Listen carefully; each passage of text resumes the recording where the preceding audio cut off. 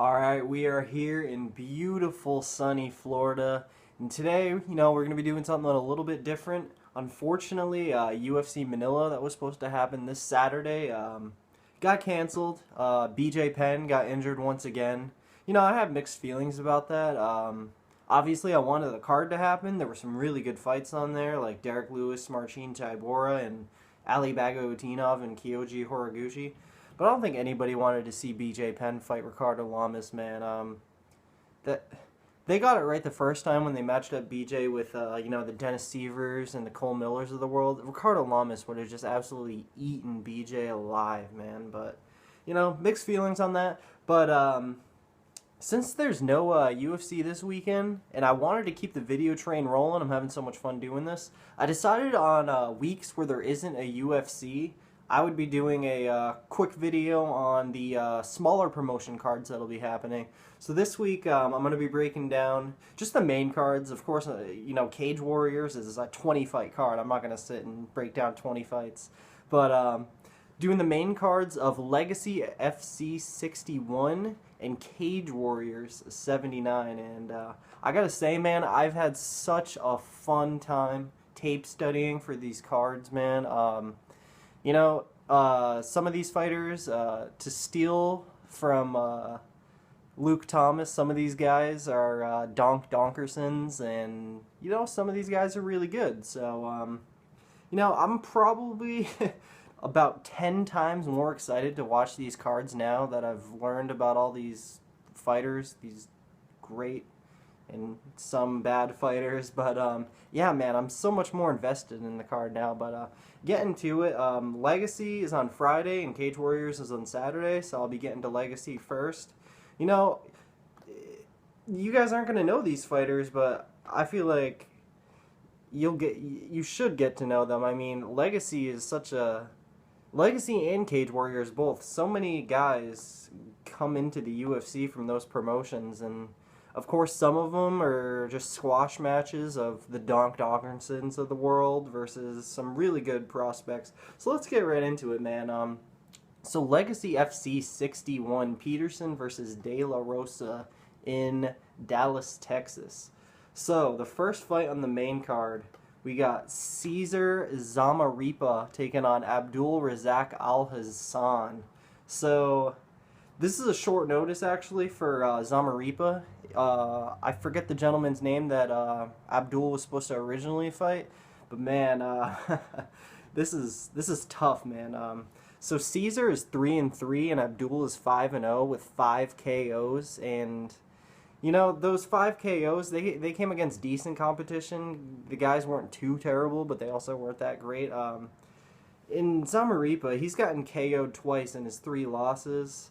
Abdul is a very good striker. His nickname is Judo Lightning, too. If you don't know, Abdul Razak Al-Hassan, sorry if I'm butchering that name, he's a judo champion, and he's won all 5 of his MMA fights via KO in under a minute and a half each.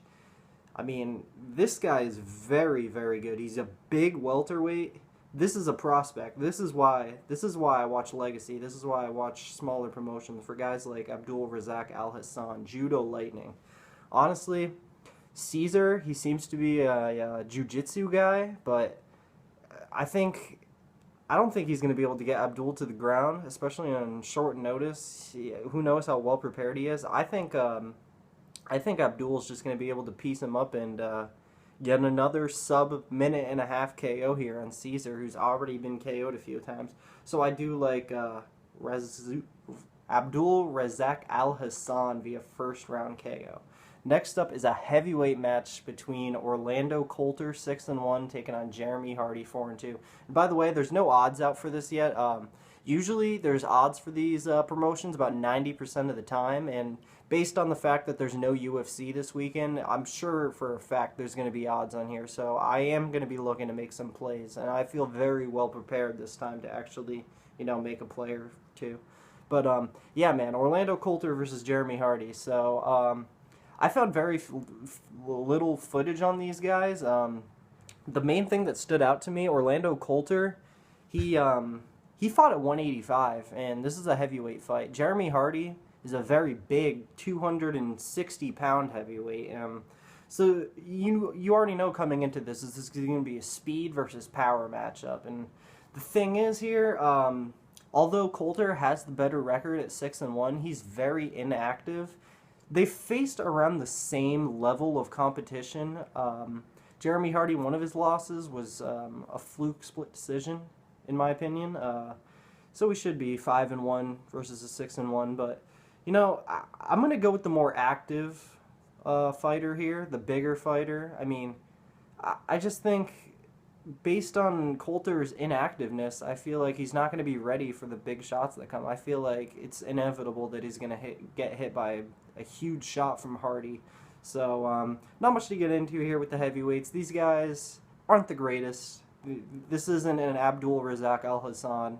These guys, they're all right. It should be a fun fight, of course, but I am going to go with Jeremy Hardy via a first-round KO here. And I would assume that these odds are going to be very close for this fight. Maybe Hardy might even be the underdog. But I'm not going to bet on a low-level heavyweight fight. I even like to stay away from high-level heavyweight fights. So I'd definitely stay away from a bet here if there is a line for this fight anyway. But Hardy via first-round KO is my pick. So next up, Melvin Jordan, 4-2, taking on Bilal Williams, 7-2. So I only found one fight on Melvin Jordan. It seems like he's a good striker. Both these guys are very big 170-pounders, but Melvin Jordan's like 41 or 42 years old, man, and this is his first fight in like 2 years. And Bilal, his 2 losses were very early on. He's actually on a tear right now. He's on a 4-win streak with 3 straight finishes. I just think he's a more well-rounded fighter, and even when it comes to the striking, I think I think he's better, man. I think he's just better everywhere here. I think he's going to be able to clip Melvin Jordan in the first round very early and take him out. And, obviously, both of these guys have been finished before, so this is going to be a finish. I wouldn't be shocked by any means if the 42-year-old who hasn't fought in 2 years went out there and knocked out Bilal Williams, but it is very likely that we're going to see a Bilal Williams first-round KO here. And next up, Mackenzie Dern. If you don't know who Mackenzie Dern is, I would say the #1 pound-for-pound female Brazilian Jiu-Jitsu player in the entire world. She's making her second pro MMA fight here, and she's taking on 6-2 Montana Stewart. So a 1-fight veteran taking on an 8-fight veteran. I mean, you would assume that experience would count for a lot, but when I did my research here on Montana Stewart is also a grappler. And I just think Legacy knew exactly what they were doing here. They knew exactly what they were doing. They wanted to put a girl with a very good record on Mackenzie Dern's record. They wanted to get a grappler, and you're not going to out-grapple Mackenzie Dern. It's absolutely not going to happen. But Montana Stewart, I watched one of her interviews. She's very confident that she can out-grapple Mackenzie Dern. I'd love to see her try, and I do think she's going to try. And I think Mackenzie Dern is going to wrap her up and tap her out in the very first round. Of course it wouldn't... I mean, yeah, it would surprise me if Montana Stewart went in there and beat Mackenzie Dern. Mackenzie, her striking, of course, you wouldn't expect it to be great at all. It's coming. She's very dedicated at the MMA lab. I believe they're doing very good things for her. So I think Mackenzie Dern can absolutely hang in the striking. And then I think Montana Stewart's going to make a big mistake and try to grapple with Dern. And Dern's going to wrap her up and get that first round sub. So next up, the co-main event of the evening for, I believe this is the interim 145-pound legacy title. UFC veteran Damon the Leech Jackson, 9-1 with 1 draw, taking on Levi Malz, 4-0. This is an interesting, strange fight. So it wasn't Levi Malz was, I believe he was fighting somebody else. So it's not like he's coming off the couch, not short notice. But it is a short replacement fight, which I believe it evens out. Both these guys weren't expecting each other. So, thing is, Damon Jackson, he was the 145-pound champion before he went to the UFC, and now he's back, and he's going for the interim title. And then Levi Moles, on the other hand, He's this 21-year-old kid, 4-0. You know, he looks promising, but the thing is, he's also a grappler, and Damon Jackson is a very good grappler, so it's kind of like the last fight where Levi's going to want to go for the grappling, but I don't think he can hang with Damon's grappling. I think Damon's a lot bigger. Levi is usually a 135-pounder, so he's coming up at 145. I just think Damon's going to be able to... I think he's going to be able to win the scrambles just based on his strength alone and maybe get like a second-round submission. But this is absolutely a fight I would stay away from. Because Levi's went out there and pretty much destroyed everyone he's fought. So it's hard to bet against a guy like that. And, you know, of course, Damon Jackson, things didn't go well for him in the UFC, but he's still a very serviceable fighter. So I am going to go with Damon Jackson via second-round sub here. And next up, the main event of the evening, Steven Peterson, the champ, 135-pound champ, taking on Mark De La Rosa, 7-0. Steven Peterson, 14-4. So... man, this is a really good fight. I would say this is the best fight of the weekend that we have for us. Steven Peterson, his 4 losses came on very early in his career. He's been on an absolute tear. If you don't know, he won the title against Manny Vasquez in his last fight. Manny Vasquez is a very well-touted prospect. Steven Peterson went in there and beat the shit out of him and submitted him in the 4th round. So, the way I break down these guys, Mark De La Rosa, he's very small for 135, but his best aspects are his boxing, cardio, and speed. Of course, he's going to have the speed advantage. But thing is, he's very small. Peterson is a very lethal striker, a good wrestler, and he's very good on the ground. And he's a huge 135-pounder.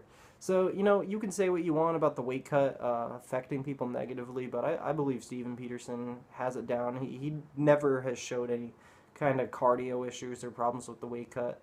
So I think that aside from De La Rosa going and outboxing Steven Peterson for 5 rounds, because I do believe that De La Rosa is the slightly superior boxer, although Steven is a more lethal striker, I think De La Rosa's only chance here is outboxing Steven Peterson for at least 3 out of the 5 rounds, but I just think it's inevitable for Steven Peterson to catch De La Rosa with a big strike and then submit him on the ground. So that's my legacy predictions. Just to go over, when it comes to the Abdul fight, I think Abdul is very solid at almost any price. I'm going to stay away from the Hardy-Coulter fight unless there's some kind of ridiculous underdog price. Bilal Williams would be solid if the price is right. Mackenzie Dern is a very solid parlay piece unless she's something absolutely crazy like above minus 400. And going to stay away from the Jackson-Levi Miles fight. And then I think Steven Peterson is a very solid bet depending on what the line will be at. But yeah, man, good legacy card there. So moving on to Cage Warriors, we got 5 fights here. So first up is Arnold Cuero. He's taken on Dean Trulove, and Arnold Cuero is a very good fighter. He trains at CrossFight Paris, and if you don't know, that's where Francis Ngannou and Taylor Laplouse and all these great emerging French fighters are coming from. And you know, Dean Truman's coming in here on short notice. Arnold Cuero was supposed to, I forget the guy's name that Cuero was supposed to fight, but he was a very good fighter.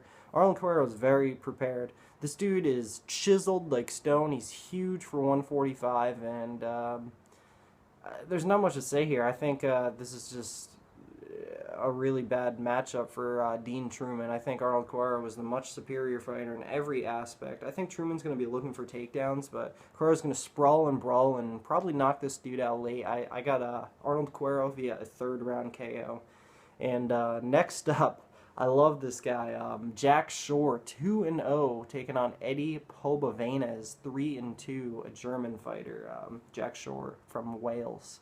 So Jack Shore is only 2-0, but he is 12-0 as an amateur. He's very experienced. He has 8 submissions out of those amateur fights, and his 2 pro wins are also submissions. This dude is just an absolute whiz on the mat. And Pobovanes, he's only 3-2, but he's never been subbed. He has 2 subs of his own, but he absolutely has never faced anybody of Jack Shore's caliber. Both these guys are very young, so it's a little sketchy, but I think I think Jack Shore is going to definitely, with the experience edge, he's going to go in there and just wrap Pobovenas up and submit him, I would say, in the first round there. So I do have Jack Shore via first round sub.